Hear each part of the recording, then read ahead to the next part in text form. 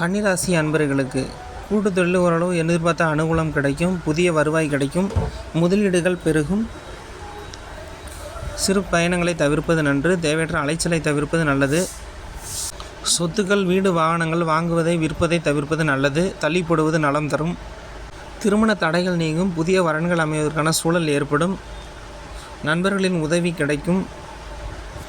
பேச்சு தொழிலில் இருப்பவர்கள் அல்லது தரகு தொழிலில் இருப்பவர்களுக்கு நல்ல ஆதாயம் ஏற்படும். பேச்சாளர்களுக்கு புகழ் கிடைக்கும்.